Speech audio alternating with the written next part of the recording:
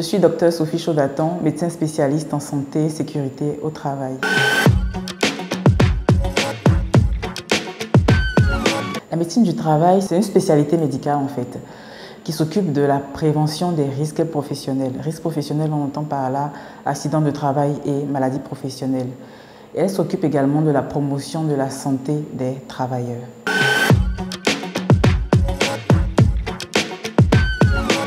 Le médecin du travail, son rôle, c'est de faire en sorte que le travail n'impacte pas sur la santé du travailleur.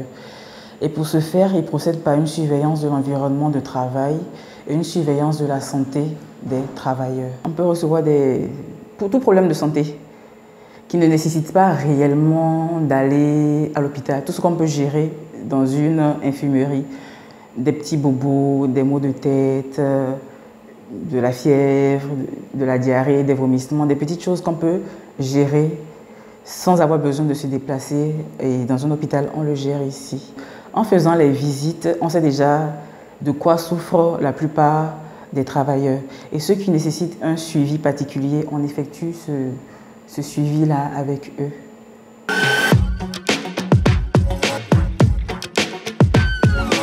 Le rôle du médecin du travail, en fait, c'est la prévention. Mais dans d'autres contextes, c'est un peu détourné. On fait plus de la médecine curative que de la médecine préventive, dans d'autres contextes. Mais idéalement, ce n'est pas là. Nous, on doit agir en amont. Faire en sorte que les conditions de travail soient favorables et n'impactent pas sur la santé du travailleur. La médecine curative, par exemple, si il y a un travailleur qui a des maux de tête, qui fait de la fièvre, qui fait de la diarrhée, des choses du genre, on peut gérer. S'il y a des petits bobos, on peut gérer. Mais notre mission principale, ce n'est pas celle-là. Mais on est avant tout médecin, donc on joue notre rôle de médecin. Mais c'est plus de la prévention qu'on est censé faire. Faire en sorte que le bureau soit bien positionné, le siège soit adéquat, la luminosité soit optimale pour ne pas que ça crée des inconvénients sur la santé des travailleurs. Donc c'est un peu ça notre rôle. S'assurer que, par exemple dans les industries, que les machines soient adaptées aux travailleurs, que cela n'ait pas d'impact sur leur santé.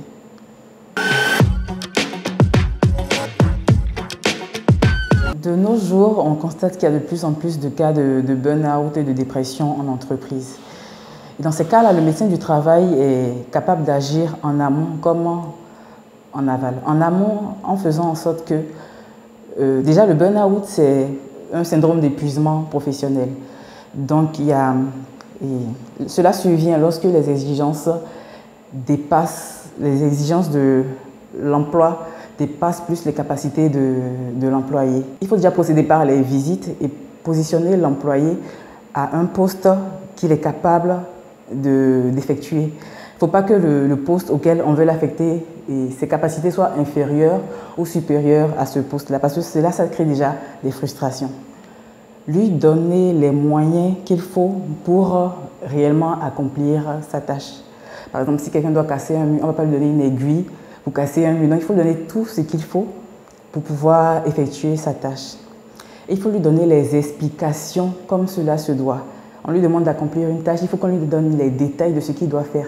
Parce que c'est ces cas-là qui créent également des frustrations et qui font que l'employé, à un moment donné, il est débordé. Donc il faut lui donner toutes les capacités qu'il faut pour qu'il puisse effectuer cette tâche. Et ça, c'est également le rôle du médecin du travail, de conseiller l'employeur sur ces petites choses-là. Le médecin du travail peut également intervenir en détectant précocement les premiers signes qui peuvent découler vers un burn-out, une dépression, par les visites, les consultations spontanées, les visites annuelles et tout ça là.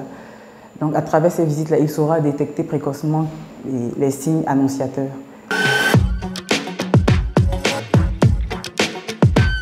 Notre principal défi, c'est déjà de faire connaître la médecine du travail.